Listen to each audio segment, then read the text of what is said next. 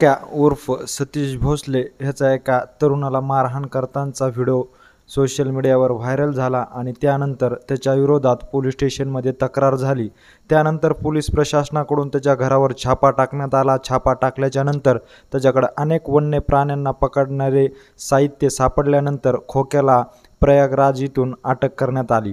खोक्याला अटक करण्यात आल्यानंतर वन विभागाच्या अधिकाऱ्याकडून त्याचे ग्लास हाऊस असलेला वन विभागाच्या जागेवर बांधलेले घर पाडण्यात आले। घर पाडल्यानंतर काही प्रसारमाध्यमांशी बोलताना सुरेश धस यांना प्रश्न विचारला असता खोक्याचं घर एवढ्या घाईघाई का पाडलं, तर ह्यावेळेस आष्टीचे आमदार सुरेश धस बोलताना म्हणाले आहे की खोक्या उर्फ सतीश भोसले याचा ग्लास हाऊस हा वन विभागाच्या जागेवर आहे का, वन विभागाच्या अधिकाऱ्यांनी ती जागा त्यांना वाटप केलेली आहे, मात्र इतक्या घाईघाई खोक्याचं घर पाडायला नको होतं असं देखील ह्यावेळी सुरेश धस यांनी प्रसारमाध्यमांशी बोलताना सांगितलं।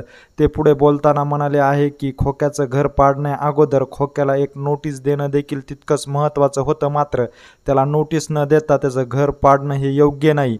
मी आता आम आदमी मी जी सभा घेणार आहे ह्या सभेमध्ये कलेक्टरांना देखील हा प्रश्न उपस्थित करणार आहे।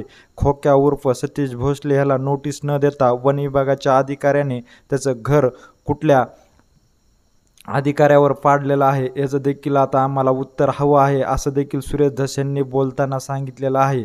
एकंदरीत ह्या सर्व घडामोडीविषयी नेमकं तुम्हाला काय वाटतं हे आम्हाला आमच्या कमेंट बॉक्समध्ये नक्की कळवा आणि अशीच अपडेट जर तुम्हाला वेळोवेळी जाणून घ्यायची असेल आणि तुम्ही अजूनही आमच्या चॅनलला जर सबस्क्राईब केलं नसेल तर नक्की सबस्क्राईब करा। धन्यवाद।